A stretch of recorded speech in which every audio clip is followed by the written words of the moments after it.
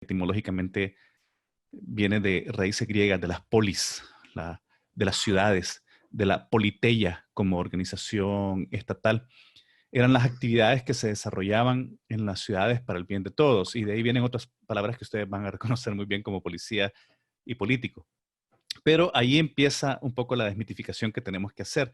Cuando en este concepto se habla de para el bien de todos, cuando hablamos del bien de todos en la antigua Grecia, ¿de quién estamos hablando exactamente? ¿Quiénes eran esos todos? Eran invariablemente hombres, blancos, libres, de una clase social alta. Es decir, que desde su concepción, desde su mismísima concepción, desde la etimología de la palabra, desde su raíz, política se refiere a una relación de poder que es ejercida por hombres blancos millonarios, por los Jeff Bezos de la época, digamos, por los dueños de Amazon de la época y por los Zuckerberg de la época, en su mismísima concepción.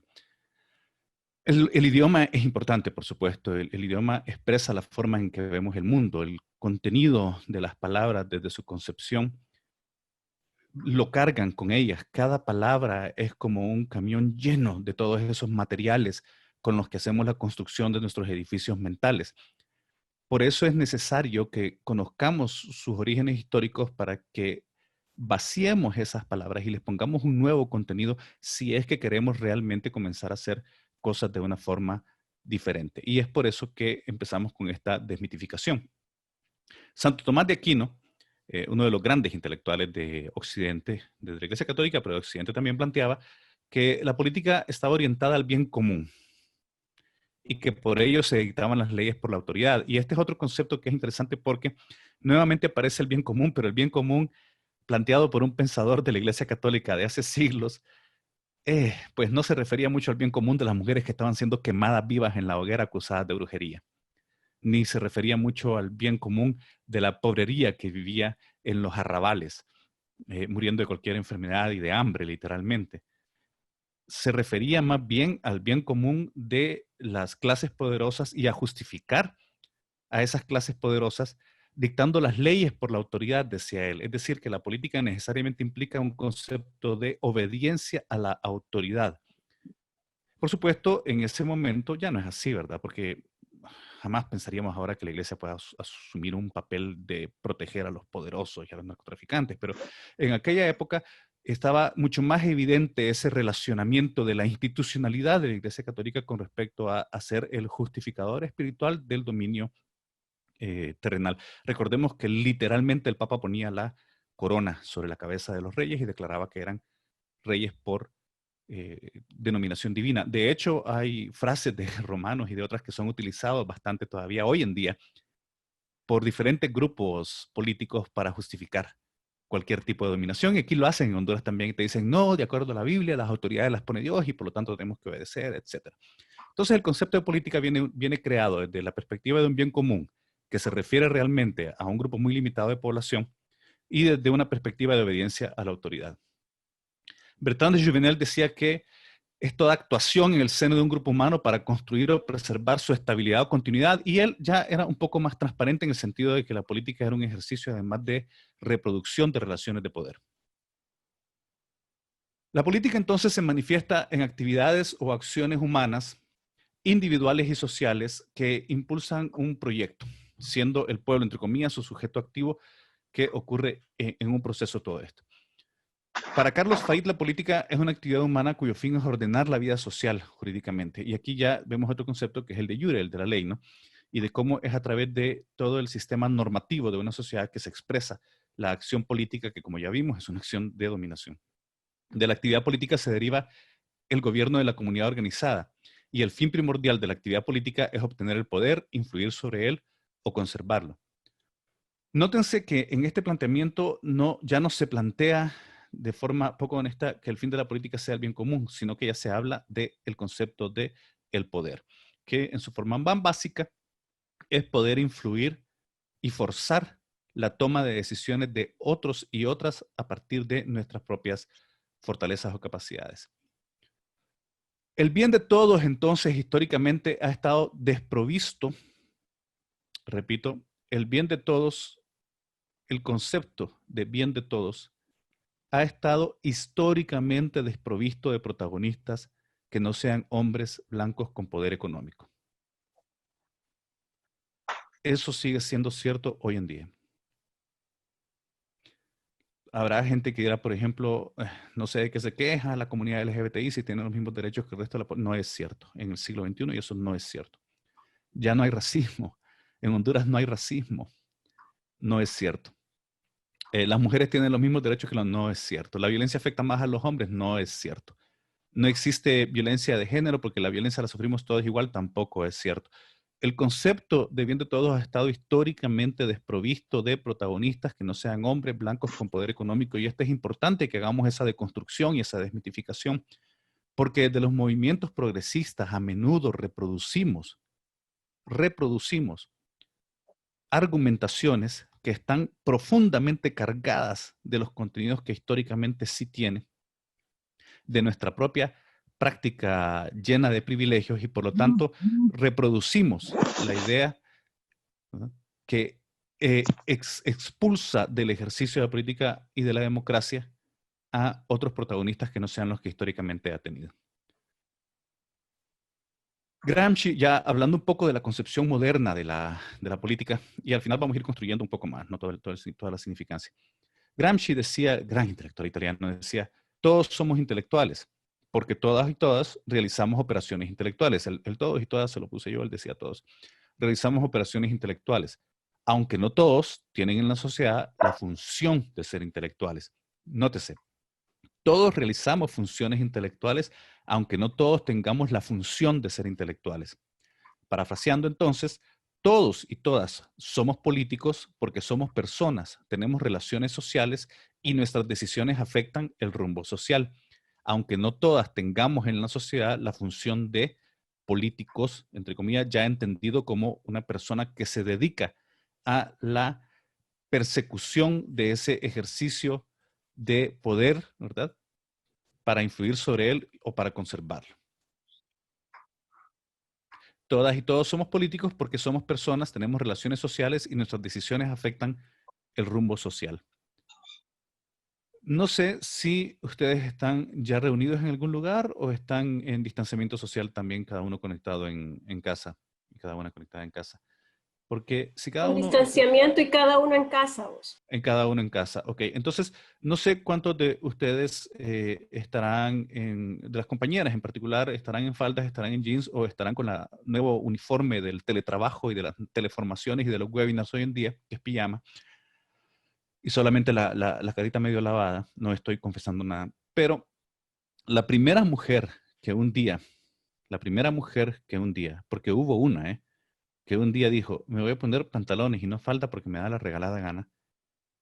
Esa primera mujer creó relaciones sociales, afectó rumbo de las mismas, ¿sí? Porque los seres humanos estamos íntimamente vinculados las unas a los otros. Aunque el discurso moderno es un discurso, y sobre todo el neoliberalismo, que no es solamente una concepción económica, sino que es también política y cultural. El neoliberalismo culturalmente nos enseña antes yo, ahora yo, después yo. O como dicen, o como creen los libertarios, ¿verdad? Lo hago yo todo solo, yo fui el que puse la fábrica, yo fui el que hice el dinero, yo fui el que... Es una especie de convertirse a uno mismo en una isla, pero no, más que una isla, en una torre para ver desde arriba a los demás con desprecio. La verdad es que los seres humanos somos criaturitas sociales. Más que reyes de nuestros propios castillos o reinas de nuestros propios castillos, los seres humanos somos cachorritos de Golden Retriever en un mes durmiendo todos amontonados ahí con la mamá. Nos necesitamos y nos hemos necesitado a lo largo de la historia para sobrevivir, desde las cavernas, en las que si no supiésemos establecer relaciones de colaboración entre nosotras y nosotros, habríamos sido almuerzo, desayuno y cena de los tigres de dientes de sable. Entonces, los seres humanos somos criaturas sociales y cada actuación de un ser humano afecta las relaciones sociales, las decisiones que tomamos afectan el rumbo que como sociedad estamos persiguiendo. Pero vean qué interesante, esto significa que desde lo individual, ya no digamos desde lo colectivo, con diferentes grados de impacto, por supuesto, estamos teniendo un efecto sobre lo social que va más allá de estar ejerciendo como esa clase política. Significa entonces que como mujeres y como hombres, como jóvenes, como población LGBTI, como feministas, como trans, como políticos, como políticas, como movimientos sociales, como defensores del ambiente, como defensoras de los bienes naturales, todas y todos estamos efectivamente cumpliendo roles, realizando operaciones que tienen un carácter que afecta a la sociedad. Y esas operaciones que afectan a la sociedad son de carácter político. Están afectando a la política. ¿Qué entendemos entonces por política? Tradicionalmente se ha entendida como la acción exclusiva de un grupo profesional y reducido de la sociedad. ¿Cómo ocurrió eso? Pues con ese devenir histórico del que les venía hablando, en el que se fue creando una especie de clase social específica, que es la burocracia estatal, y dentro de la burocracia estatal, los políticos, y digo los a propósito porque han sido en su gran mayoría históricamente hombres, quienes han asumido el manejo del rol del Estado. Ya lo hemos hablado, pero para agregar un poquito más el fundamento básico de esta concepción, en términos teóricos e históricos, ya se empieza a plantear más claramente en el siglo XVII y XVIII, con un movimiento cultural e intelectual que culminó con la Ilustración y con las revoluciones burguesas, de las cuales la francesa pasó a ser el modelo más difundido. Pensadores como Hobbes, Locke, Rousseau, Kant y Hegel, con posiciones distintas, pero que al final de cuentas consideraron en que era necesaria delegar el poder de los ciudadanos en una parte reducida de la población que les representaría. Y he aquí otra concepción fundamental de la democracia moderna, de lo político y la política en la democracia moderna, que es la idea de la representatividad. La idea de que si ustedes son 34 agentes de cambio, 33 agentes de cambio, hombres y mujeres, ustedes dicen, compañeros, es que estar hablando todos y todas es un problema para relacionarnos con Elías, hacerle la solicitud de que nos cambie el café o que nos ponga un pan más rico o que nos cambie, y si son de Santa Rosa quieren que les cambien el pan por ticucos, y en fin, entonces, o por la aberración que es el atol chuco. Entonces dicen, en vez de estar hablando todas y todos, porque es un rollo, vamos a elegir a una compañera o a un compañero para que esa persona sea la que se comunique con él y esa persona tiene nuestra representación, nos representa y se convierte en una parte reducida de la población. Este es un supuesto, y vean qué interesante es. Nos cuesta concebir una forma diferente de expresar las relaciones de poder porque cada palabra que aprendemos viene cargada por centenares de años de significados profundos. Ese es el camión lleno de material de construcción, cada palabra con el que hemos estado haciendo nuestras torres mentales, nuestros edificios mentales. Y por lo tanto nos cuesta mucho concebir que se pueda hacer de una manera diferente. A eso le llamaba Michaels la ley de hierro de la oligarquía, que rápidamente se las explico. Bueno, en las ciencias sociales no hay muchas leyes, no son leyes como en las ciencias naturales, digamos, pero se repiten con suficiente periodicidad como para que las conozcamos como leyes de las ciencias sociales. Entonces, la ley de hierro de la oligarquía básicamente lo que plantea es que si un grupo de 30 necesita nombrar a una persona para que sea representante ante la FES, y luego el grupo crece a 60, entonces ya vemos que es necesario que hayan 2 o 3 personas.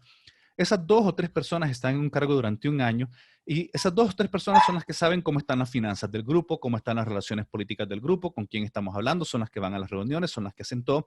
Y lo que hemos hecho al organizarnos y al crecer ha sido básicamente crear una oligarquía, porque son los únicos que manejan. Entonces Michaels decía que todo grupo humano que crezca lo suficiente, eventualmente irá creando una oligarquía. Sobre ese planteamiento se ha generalizado una idea de Estado y de gobierno, ¿verdad? En donde el Estado correspondería a la sociedad, entre comillas, civilizada, como planteaba Hegel, o la sociedad política, y el gobierno pasaba a ser el representante de esa sociedad, el que se encargaría de los asuntos públicos y de hacer política. Entonces, históricamente, vean, hemos creado un concepto de política en el que se organiza un gobierno y ese gobierno es asumido por los y las políticas, que son una oligarquía, una clase especial a la que le entregamos nuestra representación. En ese sentido, la política ha sido entendida como una actividad exclusiva de funcionarios del gobierno y de quienes aspiran a ser funcionarios del proyecto, del gobierno, ¿verdad? ¿Por qué es importante esto? Porque muchos de ustedes van a militar en partidos políticos y eso está bien, eso está genial, y sobre todo si son en partidos políticos que quieran cambiar de verdad a este país. Pero muchas veces la gente de los partidos políticos luego ve mal a los movimientos sociales porque no se suman a los partidos políticos y dicen, es que ustedes no están haciendo política, porque han reducido la actividad de la política a la idea de tomar, preservar y mantener el poder ¿verdad? Renovarlo con fines que pueden ser bondadosos, por supuesto, pero que al final reproduce una concepción que es expulsora de la gran mayoría de la población del concepto de la política. Y la definición de Weber no da lugar a dudas.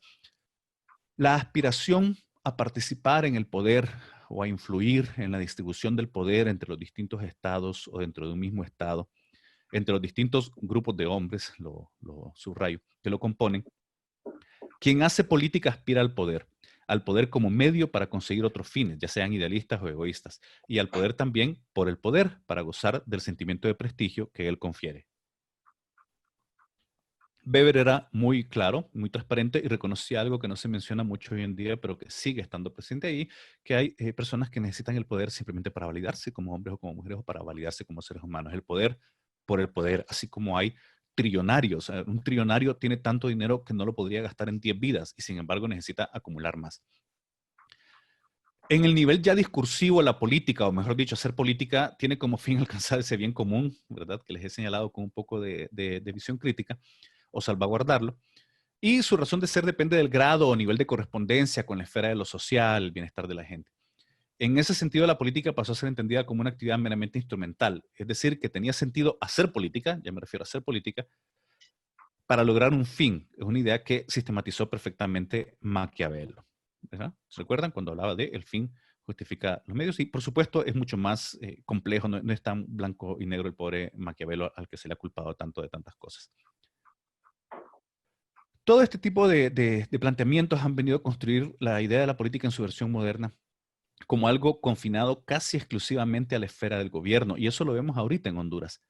Y el gobierno, debe recordarse, nace como resultado de un pacto real, que es un pacto social, perdón, que es real o hipotético, ¿verdad? Que es lo que da paso a las sociedades civiles.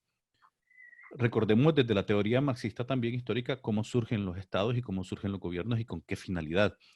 Y por lo tanto, desde ese punto de vista, la política, ¿verdad? La política, si se confina exclusivamente a la esfera del gobierno, está cumpliendo esa finalidad con la que nacen los estados y su administración. La idea en la visión moderna es que el gobierno se encarga de todos los asuntos de interés público para salvaguardar la vida y la propiedad de sus ciudadanos. Y que los ciudadanos, y lo dejo en ciudadanos porque así es como lo han planteado la mayoría de los pensadores, ¿no? sin agregar a las mujeres, que aparentemente no cuentan, se comprometían a delegar parte de su libertad al gobierno y a cumplir su obligación de respetar al gobierno, a las leyes que él mismo cree, para crear ese pacto social. Es la idea de que, por ejemplo, si yo voy en una calle oscura, ya tarde en la noche, que no hay tanto tráfico, no hay ningún policía cerca y el semáforo se pone en rojo, yo estoy cumpliendo mi parte de mi pacto social al parar, estoy cumpliendo con una ley y todas las demás y los demás conductores están creyendo en que yo estoy cumpliendo con ese pacto social. En el momento en que alguien deje de cumplir con el pacto social o que un grupo deje de cumplir con el pacto social, ese es el momento en que todo el mundo se empieza a cruzar los semáforos y este solo es un ejemplo y a estrellarse unos con otros. Entonces el pacto social es el semáforo al que nos paramos, al que decimos me detengo, dejo de ejercer lo que yo estaba haciendo para permitir que otros lo hagan. Históricamente, entonces, la política se ha entendido como se ha construido, perdón, como una actividad exclusiva de un grupo de profesionales, los políticos, de los funcionarios de gobierno, la burocracia, a quienes Marx odiaba profundamente. Y es muy irónico, pues, que en su nombre se han construido algunas de las burocracias autoritarias más grandes que ha conocido la humanidad. Les odiaba profundamente, les decía, los perros rabiosos de la burguesía, que en teoría representan esa burocracia y ese grupo profesional, ese cuerpo, ¿verdad? Profesional que es el ser político, el bien común o el interés general. Como al resto de la comunidad le está casi prohibido hacer política, los políticos profesionales piensan por nosotros y toman las decisiones por nosotras. En otras palabras, ese pacto social se convierte en un pacto de sumisión, ¿sí? Y hay otros elementos aquí que no fueron considerados por algunos de estos pensadores cuando hablaban de pacto social, y es que, ¿qué detiene a una persona que ya está en el poder en decir, ok, mi interés es seguir ejerciendo el poder y construir las condiciones, por lo tanto, para seguir manteniendo el poder, acabando con el pacto social y construyendo ese pacto de sumisión para convertirlo en un sistema de plenamente dominación? Es un poco como el análisis que hace Piketty, a quien les recomiendo mucho en el tema económico, cuando dice los teóricos del capitalismo no se ponían a pensar en algo tan humano como que es que Jeff Bezos tiene como 500 chorro mil trillones de millones de dólares y quiere más. Y entonces crea las condiciones para tener más. Y una de esas condiciones es explotar a los trabajadores y las trabajadoras de Amazon. Porque quiere más, más, más, más. Entonces quienes están en el poder quieren más, más, más, más poder y mantener ese poder, ya sea por fines idealistas o negativos o egoístas, como ustedes quieran, pero lo quieren mantener. Y mantener el poder, ¿verdad? Ese pacto de sumisión implica reducir el grupo, convertirse en una oligarquía y reducir al grupo que mantiene el poder, convirtiéndose en una esfera divorciada cada vez más de lo social, es decir, de la gran mayoría de la población. Por un lado, lo que se suponía que era su fin más sacro, ¿verdad? Que era representar, en términos de Rousseau, la voluntad general de la población. Y por el otro lado, la interpretación y la ejecución, ya que hacen los gobernantes y los políticos, o sea, las formas en que la practican. De acuerdo a Rojas, lo que la humanidad ha concebido como la actividad de la política desde hace 2500 años y hasta hoy, es una actividad que, entre otras cosas, se caracteriza por separar radicalmente la función de mando de la función de obediencia, asignando siempre la primera a una pequeña élite de individuos o incluso a un solo personaje para atribuir la segunda a la inmensa mayoría de la población. Y aquí les voy a invitar a que hagan ustedes una reflexión. Yo me meto siempre en problemas con todo esto, pero a mí me parece impresionante que si a mí me dan un cargo en un partido, y estoy hablando de todo, estoy hablando del Partido Nacional, del Partido Liberal, del Libre, de cualquiera, y el resto de los compañeros y compañeras comienzan a decirme líder, líder, líder, y es aquella visión como está encima de nosotros, hay que obedecerlo, hay que una necesidad de tener mano fuerte, una necesidad de tener figuras de poder, una necesidad de tener ídolos gigantescos, aunque tengan pies de barro, que está relacionada con la construcción que en nuestras mentes tenemos de lo que significa el ejercicio de la política, en esa función de mando y de obediencia que sistemáticamente se nos ha ido enseñando desde hace siglos y que es con la que tenemos que romper. La idea de tomar decisiones colectivas nos es ajena. Nos burlamos de los espacios que tratan de tomar decisiones colectivas. Es que eso, organizaciones indígenas, por ejemplo, en Guatemala, es que eso se tarda. Mi primera reunión con un grupo indígena cuando yo trabajé en la mera selva con las comunidades de población en resistencia de Guatemala. Y yo venía pues de la universidad, además del movimiento revolucionario de la universidad, lo que significa que era terrible como ser humano. Y me voy a la selva donde están estos compañeros y compañeras indígenas que habían sobrevivido masacres. Y cuando teníamos una reunión, uno de ellos hablaba y hablaba así, muy despacio, planteando su idea. Y cuando terminaba de hablar, ¿cómo sería acá en Tegucigalpa? No ha terminado de hablar alguien y alguien está, no, pero es que vos, que no sé qué. En cambio, ahí en esas reuniones, él terminaba de hablar y todos nos quedábamos callados. Y unos estaban dibujando con una ramita en la tierra, otros estaban con hojitas en las manos, otros tomándose su vasito de agua, su café. Y al rato alguien decía, bueno, con respecto a lo que dijo el compañero, ¿por qué era esa pausa? Porque estábamos pensando en lo que la otra persona había dicho antes de responder. ¿Sí? Sergio, hablando de quitar la palabra, te quedan 5 minutos. ¿Listo? Gracias. Disculpa. Entonces nos reímos de esas prácticas diferentes que las podemos encontrar hoy todavía en los pueblos indígenas, están ahí, y queremos imponerles y les decimos, no, es que ustedes si no están en el partido no están haciendo nada, que no sé qué, y cuando les decimos que tienen que estar en el partido, lo que les estamos diciendo es que tienen que estar en ese espacio dirigido por una clica prácticamente, por una oligarquía en el que lo que hay es una función de mando y una función de obediencia. Y eso incluso lo repiten partidos progresistas porque es algo que traemos, como les decía, en nuestras construcciones mentales. En resumen, el Estado moderno y la política se han construido históricamente sobre una serie de separaciones tajantes, ¿ah?, en buena parte del mundo. Lo público y lo privado, nos han separado lo público y lo privado porque esa es una forma de separarnos del ejercicio del poder y del ejercicio de la política, ¿ya? Y por eso es fundamental cuando las feministas dicen, ¿ah?, lo privado es político, están haciendo una recuperación de ese espacio del que se nos ha intentado alejar. La función de mando y obediencia, ¿verdad? Que guarda estrecha relación también con decidir y ejecutar. Hannah Arendt y otros han puesto en tela de juicio ese tema, ¿verdad? Esa noción de la política. Ella planteaba que la política no debería entenderse ni vivirse como una actividad propia de una élite, sino como un ámbito de realización humana.